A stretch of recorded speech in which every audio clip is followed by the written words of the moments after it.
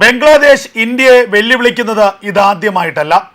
ഷേഖ് ഹസീന സർക്കാർ നിലംപതിച്ചതിന് പിന്നാലെ ബംഗ്ലാദേശിൽ പിടിമുറുക്കിയ ജമാഅത്തെ ഇസ്ലാമി ഭരണകൂടത്തിന്റെ നേതാക്കന്മാർ ഇതിനു മുൻപും ഇന്ത്യയെ വെല്ലുവിളിക്കുകയും ഇന്ത്യയെ അസ്ഥിരപ്പെടുത്തുമെന്ന് വലിയ ആക്രോശം മുഴക്കുകയും ചെയ്തിരുന്നു. എന്നാൽ ഇപ്പോൾ ബംഗ്ലാദേശിന്റെ ഉള്ളിൽ നടക്കുന്നത് ഒരിക്കലും ഇന്ത്യക്ക് അംഗീകരിക്കാൻ കഴിയുന്ന കാര്യങ്ങളല്ല. പ്രത്യേകിച്ച് ഹിന്ദു വംശഹത്യ. ദീപു ചന്ദ്രദാസ് എന്ന ചെറുപ്പക്കാരനെ ഹിന്ദുവായതിൻ്റെ പേരിൽ മാത്രം ജനക്കൂട്ടം തല്ലിക്കൊല്ലുകയും പച്ചയ്ക്ക് കത്തിക്കുകയും ചെയ്തു. കത്തിയമരുന്ന ആ മൃതശരീരത്തിൻ്റെ ചുറ്റും നിന്ന് ആർപ്പ് വിളിച്ച് കൈയടിച്ച് മുദ്രാവാക്യം വിളിക്കുന്ന ബംഗ്ലാദേശികൾ പാകിസ്ഥാനികളെക്കാൾ ക്രൂരന്മാരായിട്ടുള്ള മതഭ്രാന്തന്മാരെന്ന് ഉറപ്പിച്ച് പറയാൻ കഴിയുന്ന ജനക്കൂട്ടം. ഇത് ഇന്ത്യയെ വല്ലാതെ വേദനിപ്പിച്ചു എന്നുള്ളതിൽ യാതൊരു സംശയവുമില്ല. ഇന്ത്യ ഉണർന്നു. ഇന്ത്യയുടെ വിദേശകാര്യ മന്ത്രാലയത്തിൻ്റെ അതിശക്തമായ മുന്നറിയിപ്പ് ബംഗ്ലാദേശിനെതിരെ ഉണ്ടായി. ഹിന്ദു വംശഹത്യ അവിടെ അവസാനിപ്പിച്ചില്ലെങ്കിൽ, ന്യൂനപക്ഷ വേട്ട അവസാനിപ്പിച്ചില്ലെങ്കിൽ നയതന്ത്ര ബന്ധമൊക്കെ മാറ്റിവെച്ച് ഇന്ത്യക്ക് ഇടപെടേണ്ടി വരും.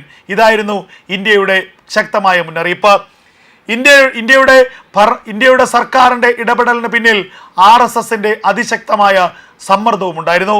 RSS സർസംഘചാലക് മോഹൻജി ഭഗവത് കഴിഞ്ഞ ദിവസം തന്നെ ഇത് സംബന്ധിച്ച നിർദ്ദേശവും ഇത് സംബന്ധിച്ച ചില പരസ്യമായ പ്രതികരണങ്ങളും നടത്തിയിരുന്നു. ബംഗ്ലാദേശിലെ ഹിന്ദു നരഹത്യയെ കൈയും കെട്ടി നോക്കിയിരിക്കാനാകില്ല, അതിൽ ഇനിയും മൗനം തുടരാനാകില്ലെന്നായിരുന്നു മോഹൻജി ഭാഗവത്തിന്റെ വലിയ പ്രതികരണം. അതിന് പിന്നാലെയാണ് ഇന്ത്യൻ വിദേശകാര്യ മന്ത്രാലയം അതിശക്തമായ മുന്നറിയിപ്പ് ബംഗ്ലാദേശിന് നൽകിയത്. ഇനിയും ന്യൂനപക്ഷ വേട്ട തുടർന്നാൽ ബംഗ്ലാദേശിന് തിരിച്ചടി ഉണ്ടാകുമെന്നായിരുന്നു ഇന്ത്യയുടെ വലിയ മുന്നറിയിപ്പ്. ഈ മുന്നറിയിപ്പിൻ്റെ ചില അലയൊലികൾ ബംഗ്ലാദേശിലുണ്ടായി എന്നുള്ള വിവരമാണ് ഇപ്പോൾ പുറത്തു വരുന്നത്. ബംഗ്ലാദേശിൻ്റെ മുഖ്യ സാമ്പത്തിക ഉപദേഷ്ടാവ് ഇപ്പോൾ ഇന്ത്യയെ പുകഴ്ത്തി രംഗത്ത് വന്നിരിക്കുന്നു. മുഹമ്മദ് യൂനിസ് ഭരണകൂടം നിയമിച്ച സാമ്പത്തിക ഉപദേഷ്ടാവാണ് ഇപ്പോൾ ഇന്ത്യയെ പ്രകീർത്തിച്ചുകൊണ്ട് രംഗത്ത് വന്നിരിക്കുന്നത്. ഇന്ത്യയെപ്പോലെ ഒരു അയൽക്കാരനെ വെറുപ്പിക്കാൻ തങ്ങൾ ആഗ്രഹിക്കുന്നില്ലെന്നും ഇന്ത്യയെ എന്നും മിത്രമായിട്ടാണ് കണക്കാക്കുന്നതെന്നും ബംഗ്ലാദേശിൻ്റെ മുഖ്യ സാമ്പത്തിക ഉപദേഷ്ടാവ് വ്യക്തമാക്കി. ഇതിലൂടെ ഒരു കാര്യം വ്യക്തമാവുകയാണ്, മറ്റൊന്നുമല്ല, ബംഗ്ലാദേശിന് സാമ്പത്തികമായും ഭക്ഷ്യപരമായും ജീവിക്കണമെങ്കിൽ ഇന്ത്യ വേണം. അരിയും ഇലക്ട്രിസിറ്റിയും മണ്ണെണ്ണയും ഗോതമ്പുമൊക്കെ ലഭിക്കണമെങ്കിൽ ഇന്ത്യ കനിയണം. അത് ലഭിച്ചു കഴിഞ്ഞാൽ ബംഗ്ലാദേശ് അതിൻ്റെ തനി സ്വഭാവം കാണിക്കുകയും ചെയ്യും. നേരത്തെ മാസങ്ങൾക്ക് മുൻപ് ഇന്ത്യ വിരുദ്ധ പ്രക്ഷോഭം നടക്കുന്നതിനിടയിലാണ് ഇന്ത്യയിൽ നിന്ന് 50,000 ടൺ അരി, ബസുമതി അരി ഇറക്കുമതി ചെയ്യാനുള്ള അപേക്ഷ ഇന്ത്യൻ ഭരണകൂടത്തിന് നൽകിയത്. അന്ന് പല രാജ്യങ്ങളും പല അഭ്യുദയകാംക്ഷികളും ഇന്ത്യയോട് പറഞ്ഞു, ഒരു തരി അരി ബംഗ്ലാദേശിന് നൽകരുത്. എന്നാൽ ഇന്ത്യയുടെ പ്രധാനമന്ത്രി നരേന്ദ്രമോദി അന്നെടുത്ത തീരുമാനം മറ്റൊന്നായിരുന്നു. ബംഗ്ലാദേശിലെ ഭരണാധികാരികൾ മതവെറിയന്മാരായ മതഭ്രാന്തന്മാരായ ഭരണാധികാരികൾ എടുക്കുന്ന തീരുമാനങ്ങൾക്ക് സാധാരണക്കാരായ ജനം എന്തു പിഴച്ചു.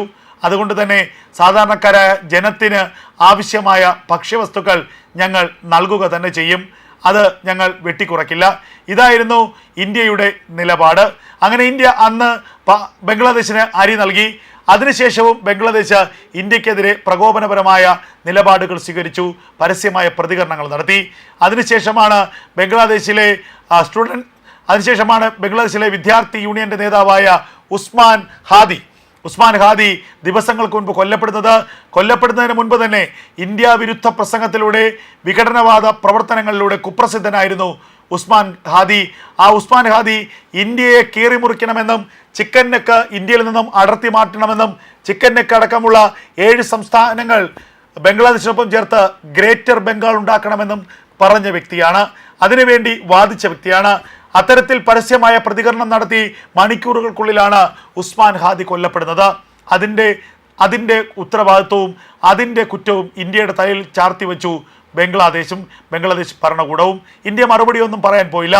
എന്നാൽ പിന്നീട് ബംഗ്ലാദേശിലെ തെരുവുകൾ കണ്ടത് ചരിത്രത്തിലില്ലാത്ത രീതിയിലുള്ള കലാപമാണ്, പ്രത്യേകിച്ച് ഹിന്ദു വിരുദ്ധ കലാപം. ഹിന്ദുക്കളുടെ ആരാധനാലയങ്ങൾ, ഹിന്ദുക്കളുടെ വ്യവസായശാലകൾ, ഹിന്ദുക്കളുടെ വ്യാപാര കേന്ദ്രങ്ങളൊക്കെ തന്നെ ആക്രമിച്ചു. ഹിന്ദു ഭവനങ്ങൾ ആക്രമിച്ചു. ഹിന്ദുക്കളെ പരസ്യമായി തെരുവിലിട്ട് ആക്രമിച്ചു. അതിൻ്റെ ഒരിരയാണ് ദീപു ചന്ദ്രദാസ് എന്ന ചെറുപ്പക്കാരൻ. ഇപ്പോഴിതാ ദീപു ചന്ദ്രദാസിൻ്റെ സഹോദരൻ തന്നെ അതിഗുരുതരമായ ഒരു ആരോപണവുമായി രംഗത്ത് വന്നിരിക്കുന്നു. 2026 ഫെബ്രുവരിയിൽ ബംഗ്ലാദേശിൽ നടക്കാനിരിക്കുന്ന തെരഞ്ഞെടുപ്പിൻ്റെ വോട്ട് മറിക്കാൻ വേണ്ടി അല്ലെങ്കിൽ ആ തെരഞ്ഞെടുപ്പിനെ സ്വാധീനിക്കാൻ വേണ്ടി നടത്തിയ അതിക്രൂരമായ കൊലപാതകമാണ് ദീപു ചന്ദ്രദാസിൻ്റെതെന്ന അതിഗുരുതരമായ ആരോപണവുമായിട്ടാണ് ഇപ്പോൾ ദീപു ചന്ദ്രദാസിന്റെ സഹോദരൻ രംഗത്തെത്തിയിരിക്കുന്നത്. ഈ കൊലപാതകത്തിന് പിന്നിൽ ബംഗ്ലാദേശിന്റെ ഇടക്കാല സർക്കാരിന്റെ തലവനായ മുഹമ്മദ് യൂനിസിന് പങ്കുണ്ട്. യൂനിസിന്റെ അടക്കം താല്പര്യത്തോടു കൂടിയാണ് ദീപു ചന്ദ്രദാസിനെ വധിച്ചത്. ഈ വധത്തിന് പിന്നിലുള്ളത് രാഷ്ട്രീയ ലക്ഷ്യമാണ്. അടുത്ത തിരഞ്ഞെടുപ്പിൽ ബംഗ്ലാദേശിലെ ഭരണം പിടിക്കുക. അതിന് മതവെറിയന്മാരായ മതഭ്രാന്തന്മാരായിട്ടുള്ള ജമാഅത്തെ ഇസ്ലാമിക്കാരെ സന്തോഷിപ്പിക്കുക, അവരെ കൂടെ നിർത്തുക. അതിനുവേണ്ടി ഒരു പാവപ്പെട്ട ഹിന്ദു ചെറുപ്പക്കാരനെ നടുറോഡിലിട്ട് ജനക്കൂട്ടം തല്ലിക്കൊന്നു, പച്ചയ്ക്ക് കത്തിച്ചു. എന്തായാലും ഈ ആരോപണങ്ങൾ ഇപ്പോൾ യൂനിസ് സർക്കാരിനെതിരെ അതിഗുരുതരമായ പ്രത്യാഘാതങ്ങൾ ഉണ്ടാക്കുമെന്ന കാര്യത്തിൽ ഒരു തർക്കവുമില്ല. ബംഗ്ലാദേശിലെ സ്ഥിതിഗതികൾ ഇന്ത്യ ഗൗരവപൂർവ്വം തന്നെയാണ് വീക്ഷിച്ചുകൊണ്ടിരിക്കുന്നത്. ഏതെങ്കിലും തരത്തിൽ അതിർത്തി കടന്നുള്ള ഒരു പ്രകോപനം ഉണ്ടായാൽ ആ നിമിഷം തന്നെ തിരിച്ചടിക്കാനാണ് ഇന്ത്യയുടെ നീക്കം. അതിർത്തിയിൽ ഇന്ത്യ പെട്രോളിംഗ് ശക്തമാക്കിയിട്ടുണ്ട്. BSFന്റെ കൂടുതൽ ട്രൂപ്പുകളെ അതിർത്തിയിലേക്ക് അയച്ചിട്ടുണ്ട്. പാകിസ്ഥാനുമായി ചേർന്ന് ഇന്ത്യയെ അസ്ഥിരപ്പെടുത്താനുള്ള വലിയ പദ്ധതിയാണ് ഇപ്പോൾ ബംഗ്ലാദേശ് തയ്യാറാക്കിയിരിക്കുന്നത്. പാകിസ്ഥാനുമായി സൈനിക ഉടമ്പടിക്ക് ബംഗ്ലാദേശ് ചർച്ച നടത്തി കഴിഞ്ഞിരിക്കുന്നു. പാകിസ്ഥാന് ബംഗ്ലാദേശിനെ പോലെയുള്ള ഒരു സുഹൃത്ത് ആവശ്യമാണ്. ഇന്ത്യയെ അസ്ഥിരപ്പെടുത്താനും ഇന്ത്യയെ പ്രകോപിപ്പിക്കാനും ഒരു ടൂൾ ആവശ്യമാണ്, ഒരു ആയുധം ആവശ്യമാണ്. പാകിസ്ഥാന്റെ കയ്യിലെ ഇപ്പോഴത്തെ ആയുധമാണ് ബംഗ്ലാദേശ്. പാകിസ്ഥാൻ ഇന്ത്യ അതിർത്തിയിൽ ഇന്ത്യ അതിശക്തമായ പെട്രോളിംഗ് നടത്തുകയാണ്. അതുകൊണ്ട് തന്നെ ഒരൊറ്റ പാകിസ്ഥാൻ ഭീകരപ്രവർത്തകനും ഇന്ത്യയുടെ അതിർത്തി കടന്ന് എത്താൻ കഴിയുന്നില്ല. ഇത് മനസ്സിലാക്കിയ പാകിസ്ഥാനാകട്ടെ ബംഗ്ലാദേശിനെ പുതിയ അവരുടെ തീവ്രവാദ ഹബ്ബാക്കി മാറ്റി. ബംഗ്ലാദേശിലേക്ക് പാകിസ്ഥാനിൽ നിന്നുള്ള ജെയ്ഷെ മുഹമ്മദിൻ്റെയും ഹിസ്ബുൾ മുജാഹിദിൻ്റെയും തീവ്രവാദികളെ റിക്രൂട്ട് ചെയ്തു. അവരെ ധാക്കയുടെ മണ്ണിൽ നിന്ന് ഇന്ത്യയിലേക്ക് കടത്താനുള്ള വലിയ തന്ത്രങ്ങൾ മെനയുകയാണ്. ആ തന്ത്രങ്ങൾ എത്രമാത്രം പ്രാവർത്തികമാകുമെന്ന് കാത്തിരുന്നതിനെ കാണണം. എന്നാൽ ഇന്ത്യക്കെതിരെ ഒരു പ്രകോപനം സൃഷ്ടിക്കുന്നതിനും ഇന്ത്യ വിരുദ്ധ പ്രക്ഷോഭങ്ങൾ ബംഗ്ലാദേശിൽ സംഘടിപ്പിക്കുന്നതിലും പാകിസ്ഥാൻ വിജയിച്ചു എന്നുള്ളതാണ് ഏറ്റവും യാഥാർത്ഥ്യം. ഇത് മനസ്സിലാക്കിയ ഇന്ത്യ എന്തായാലും രണ്ടും കൽപ്പിച്ചൊരു തീരുമാനത്തിൽ തന്നെയാണ്.